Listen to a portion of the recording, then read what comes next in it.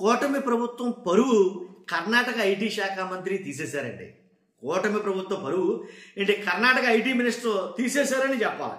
ఎందుకంటున్నానంటే కనుక ఆంధ్రప్రదేశ్కి విశాఖపట్నానికి మరి ముఖ్యంగా ఏదైతే గూగుల్ డేటా సెంటర్ తీసుకొచ్చామని సంతోషపడే సమయంలో కర్ణాటక మినిస్టర్ ఈ వ్యాఖ్యలు చేయడం నిజంగా వివాదాస్పదమని చెప్పాలి.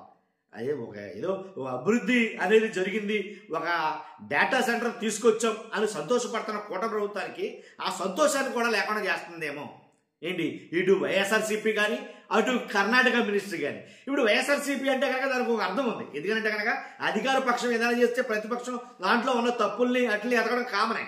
కానీ ఇక్కడ ఎక్కడికో పక్కన ఉన్న కర్ణాటక రాష్ట్రం ఆయన ఐటీ మినిస్టర్ కూటమి పరువును తీసేసాడని చెప్పాలి. ఒక మాటలో చెప్పాలి చేస్తే ఏం మాట్లాడాడైనా, అంత సంచలనమైనటువంటి వ్యాఖ్యలు ఏం చేశాడైనా, కూటమి ప్రభుత్వం పరువు ఎందుకు తీసేసాడు, అసలు వీళ్ళకి సంతోషం అనేది ఉంచరా ఏంటి, దీని మీద అయితే మాట్లాడబోతున్నాం. ఫస్ట్ అయితే లైక్ చేయండి, రాష్ట్రం మొత్తం తెలియాలి కదా, లైక్ చేయండి, మీ బాధ్యత. లైక్ చేస్తే ఈ ఇన్ఫర్మేషన్ ఎక్కువ మంది షేర్ అవుతుంది. కొత్తగా మన ఛానల్ ఇస్తే పక్కాగా సబ్స్క్రైబ్ చేయండి, మీ అమూల్యమైన అభిప్రాయాన్ని కామెంట్ రూపంలో తెలియజేయండి. ఎందుకంటే ఎవరైతే కర్ణాటక ఐటీ మంత్రి ఉన్నారో ఆయన మాట్లాడిన మాటలు వింటే మీకు అది నిజమేనేమనిపిస్తుంది. నిజంగా కూటమి పరువు తీసాడు ఈయన, చాలా హ్యాపీ మూడ్లో ఉన్నారు. అవతల చంద్రబాబు నాయుడు గారు కావచ్చు, లోకేష్ గారు కావచ్చు, పవన్ కళ్యాణ్ గారు కావచ్చు. ఇంత హ్యాపీ మూమెంట్లో ఏంటి ఇలాంటి మాటలు మాట్లాడితే నిజంగా అది పరువు పోయినట్టే కదండి, చాలా బాధ అనిపిస్తుంది కదా. కానీ ఇలాంటి వ్యాఖ్యలు చేయడం కరెక్ట్ కాదని నాకు అనిపించింది. ఎందుకంటే ఆ రాష్ట్రం గురించి మీరు వాళ్ళు మాట్లాడాల్సిన కరెక్ట్ విధానం కాదని.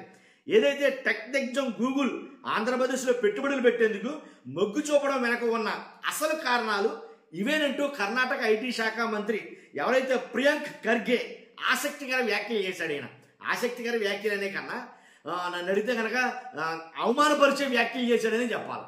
ఎందుకంటే ఏపీ ప్రభుత్వం గూగుల్కు భారీ ఎత్తున ప్రోత్సాహకాలు అయితే అందిస్తుంది, అందుకే ఆ సంస్థ ఏపీ వైపు చూస్తుందని ఆయన అన్నాడు. అంటే కర్ణాటకలో మీరెందుకు తీసుకురాలేకపోయారు అని తమిళనాడు మాట్లాడుకున్నట్టు కర్ణాటకలో కూడా మాట్లాడుకోకుండా ఉండడం కోసం ఈ వ్యాఖ్యలు చేశాడా, లేదా నిజంగానే ఏపీ ప్రభుత్వం, ఏపీ గవర్నమెంట్ ఏదైతే ఉందో కూటమి ప్రభుత్వం నిజంగానే అంత అవసరం లేదా, అంత పెట్టుబడులు అంత రాయితీలు పెట్టనవసరం లేదా, అసలు అంత గూగుల్ టెక్ అనేది అది ఏదైతే డేటా సెంటర్ తీసుకురావడం నిజంగా నష్టమేనా రాష్ట్రానికి అనేది అర్థం కాదు. ఎందుకంటే ప్రియాంక్ ఖర్గే ఈ ఐటీ మినిస్టర్ మాట్లాడుతూ గూగుల్ ఏపీకి వెళ్ళడానికి చాలా కారణాలు ఉన్నాయి.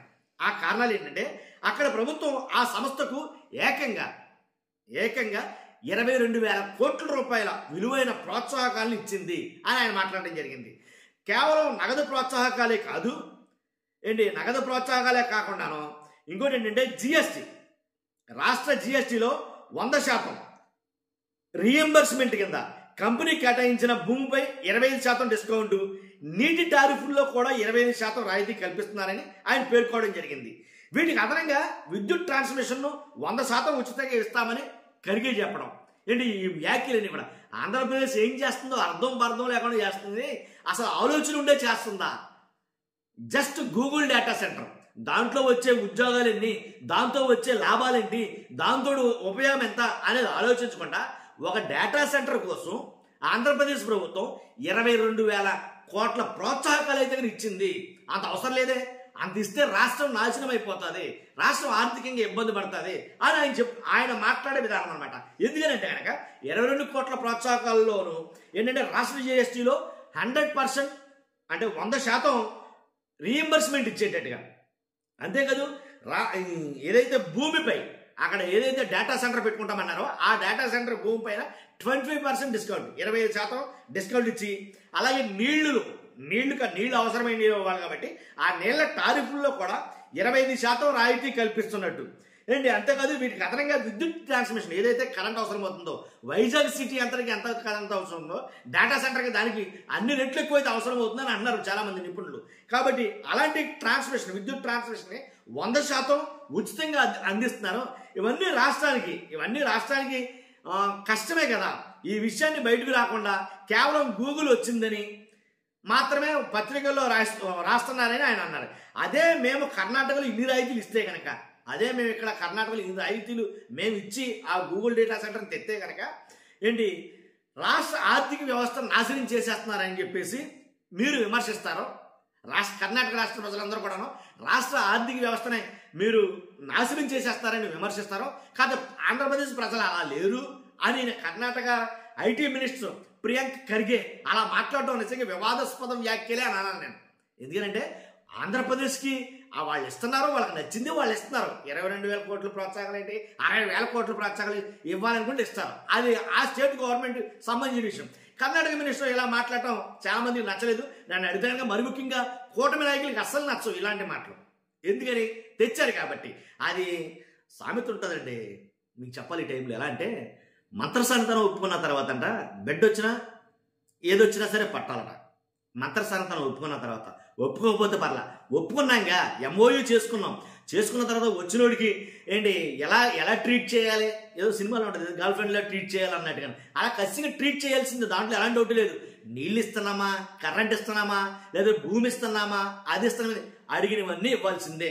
లేదంటే మేము రామంటారు. వాస్తవంగా అయితే వైఎస్ఆర్సీపీని ఇంకొక ఆరుబడి చేస్తారు. ప్రపంచ దేశాల్లో అగ్రగామి దేశాలైన కొన్ని అమెరికాని తర్వాత ఇలా కొన్ని దేశాలు అయితే కనుక వద్దు మీకు దండం, మీ డేటా సెంటర్ వద్దు, మీరు వద్దు, దాంట్లో వచ్చి బోర్డు 500 లేదా 1000 ఉద్యోగాలు వస్తాయి కాబట్టి ఆ ఉద్యోగాల కోసం ఇన్ని వేల కోట్ల రూపాయల ప్రోత్సాహకాలు మేము ఇవ్వలేము, మా రాష్ట్ర ఆర్థిక వ్యవస్థను మేము నాశనం చేసుకోలేము అని అన్నాయంట, రిజెక్ట్ చేసాయంట. అది బాగా ఎక్కువగా హల్చల్ జరుగుతుంది. చూస్తున్నారు మీరు అందరూ కూడా. ఈయన వ్యాఖ్యలు అయితే ఇప్పుడు దుమారంగా మారాయి. ఫస్ట్ అయితే లైక్ చేయండి, కొత్తగా మన ఛానల్ పక్కాగా సబ్స్క్రైబ్ చేయండి. Thank you very much.